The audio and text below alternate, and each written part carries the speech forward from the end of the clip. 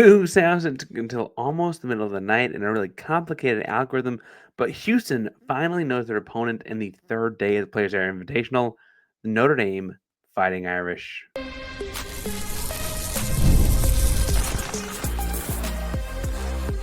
You are Locked On Cougs, your daily podcast on the Houston Cougars, part of the Locked On Podcast Network, your team every day. Welcome to Locked On Coogs, daily podcast about your Houston Cougars. I'm your host, Houston-born teacher and coach Parker Ainsworth. And whether you're a Houston fan or just a hater who came to step by, thank you for making Locked On Coogs your first listen of the day and making a Locked On Podcast Network the number one sports podcast network in the world. Now, I want to talk to them about Houston, and they're getting the matchup with Notre Dame on day 3 of Players Era. If you got thoughts on, I was going to say the movie Rudy, it's not my favorite. Tell me what you think down below. Today's show is brought to you by Game Time. We got more on that fun later. However, Houston draws Notre Dame, and I just want to spend a moment here to talk about what this game is going to look like. Now, this game is like this afternoon as you're listening to this. It is a mid-afternoon on Wednesday. I think it's 2:30 Central Time tip-off. Time zones get confusing, especially in the middle of the night when things are coming out and being published. That is a notably less than 24-hour window from when Houston wrapped up a tough matchup with Tennessee that they fell short in. And frankly, Houston gets that matchup only, what is that, 12, 13, 14 hours or so before tip-off happens, right? They only find, I guess it was closer to 15 hours before the tip-off happens. Notre Dame is good. They are not great. They, I would point out, people forget, are an ACC basketball team. Head coach Micah Shrewsbury has been there for a second now. This is his third year there. He'd been at Penn State, had some success at Penn State prior to making the move to Notre Dame. And frankly, his son is one of the guys we're going to get into in the course of how these teams are connected. His son, Braden Shrewsbury, is a sharpshooter for them, and you got to kind of keep an eye on. He's had a pretty good start to the year so far make sure I get this correctly, at 6 threes per game. He's shooting over 51% from behind the arc. Only getting 11 points. It's about all he does, but I think that's something to keep an eye on. Notre Dame has been, like I said, good, not great this season. A 1-point loss at Iowa State, a 10-point loss to Kansas, and a win over Rutgers, but not like the runaway win it started off looking like it was going to be when that game tipped off. That's the extent of Power 4 kind of teams they played. They did beat Detroit Mercy by 30 points. They beat Eastern Illinois by 20 points. Like, they beat Bellarmine by 7 points, which is a little more confusing. Like, Notre Dame's got win. They're 4-2, and frankly, had they made one more basket against Ohio State, we'd be talking about a Power 5 win right there in the Big Ten, right? And on the road at that. That all being said, they aren't a crazy pace and play team. They don't play more possessions than anyone else or anything like that. They defensively, frankly, give up pretty decent looks in the interior. They allow 51% of shots made in the 2-point range. Again, given the amount of non-Power 4 teams they play, I think that's pretty significant. On the whole here, this is a team that will shoot a lot of jump shots, 3 specifically. They will turn it over some. They shoot the ball well, so I don't mean to say like they're all bad or anything like that, but they're going to play a slow down pace, look for good shots, and really kind of fall back on star scorer Markus Burton to do all of their other types of creation. Now, Burton is really good. I don't want to act like he's not really good. He was on the roster last year. However, he did not play in this game last year.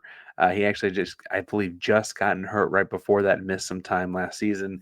He's getting over 20 points per game this year. He's a 5'11 guard. He has a lot of his work attacking the rim. He's a decent shooter from the outside, but he really wants to get downhill at 5'11 and be aggressive in that way. I expect Milos Uzan to get that matchup and kind of work to keep him outside on the perimeter. Uzan's length should help with that a lot, and then I'd imagine they're really aggressive in there. They won't call it trapping and double teaming, but playing at the line of scrimmage or playing up at the level on the screens, right, as Houston's known to do. I would also imagine that with Milos covering him, you should see them looking to kick it to Kingston in transition with defensive stops in mind and use that speed to their advantage to kind of rush them a little bit. Their next best guy, I think I'd probably keep an eye on, is also a freshman, though much like Kingston, and that's a guy I'm still trying to get a read on. That's Jalen Harralson. Harrelson himself comes from Indiana. He's a nearby kid. He's their second leading scorer. He is a 6'7" perimeter player. He's not like Nate Ament they just saw, although I would say Houston actually did a really good job against Nate Ament. But Harrelson is a 6'7" perimeter player that wants to shoot by the rim, if that makes sense. He attacks the cup, he drives, he uses length to get by defenders. Based on their starting lineup, in which Harrelson's play started 3 games for them, I'd imagine you see him in this a decent amount as a true 3, and that's going to be interesting, right? Because they have 2 guys that are both in that 6'10" range that can determine who covers who, right? Chris Sinak and JoJo Tuggle have to cover the big fellas, and so who goes down and covers this Harrelson guy? I think that's going to be Emmanuel. Emmanuel's length and strength have done a good job of helping cover bigger guys thus far this tournament. We also saw when Emmanuel got in foul trouble with a driving perimeter player that's with foul trouble against Tennessee hurt Houston for Sharp.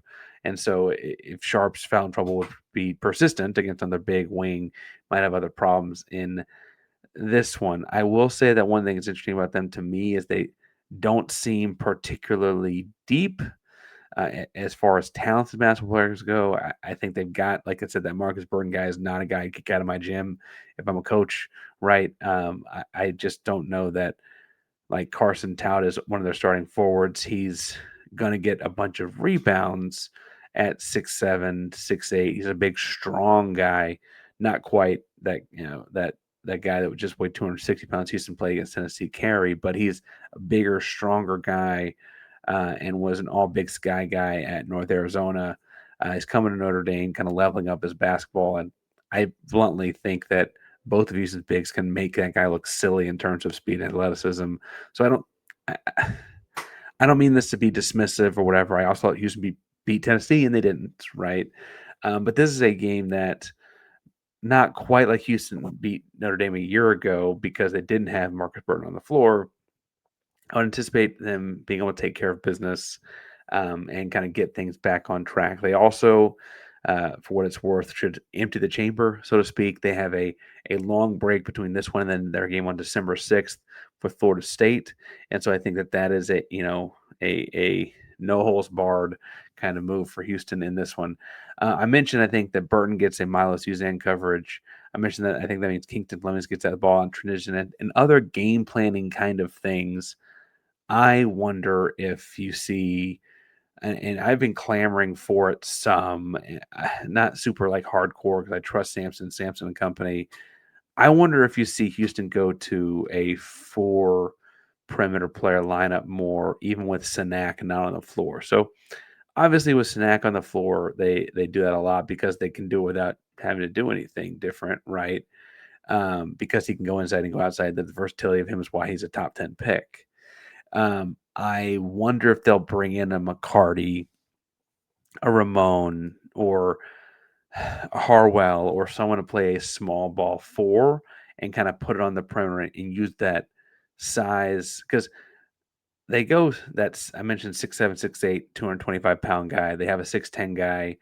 I think you can still space them out on offense because at 6'8", he's not like 2 7-footers or anything like that. I think that I think I misread something a second ago, but I think that with the 6'8" and the 6'10", or the 6'8" and 6'11", I'm sorry, you should be able to actually get that stretch 4 out there more often. If it Chase McCarty had a pretty solid first half offensively against Tennessee. We'll see how he looks defensively against Notre Dame. I don't think he'll be out of his element speed wise against Notre Dame, anything like that, though. Other guys I'd say you need to keep an eye on as I look at Notre Dame's list here. Cole Serta, he's next highest in points, guys. We hadn't talked about. He'll not start, but come off the bench. He's kind of an energizer bunny of sorts. He gets almost, I guess, a few baskets every game, and very like, what's the Alvarado guy in for New Orleans in the NBA? That kind of a defensive presence off the bench kind of way. I look at Houston. It's like, okay, if they cut off the head of the snake in this one, like they do every week with Markus Burton, they probably take care of business in this one. Jaden Shrewsbury and his shooting scare me because, he's, like I said, shooting over 51%, shooting 6 threes per game. That is challenging.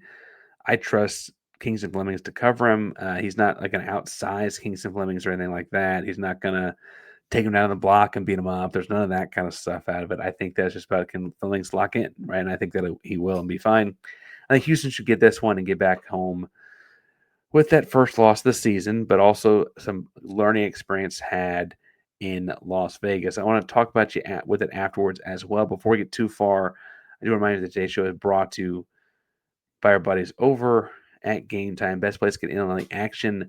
College football is wrapping up. We got rivalry week, bowl seasons around the corner, NFL games, and the Texans, the Rockets, concerts, comedy, theater, whatever you need tickets to. Game Time has your back, and that's why we recommend Game Time. The app gives the advantage back to the fans. The easy way to score, last tickets, the lowest prices with no surprise fees.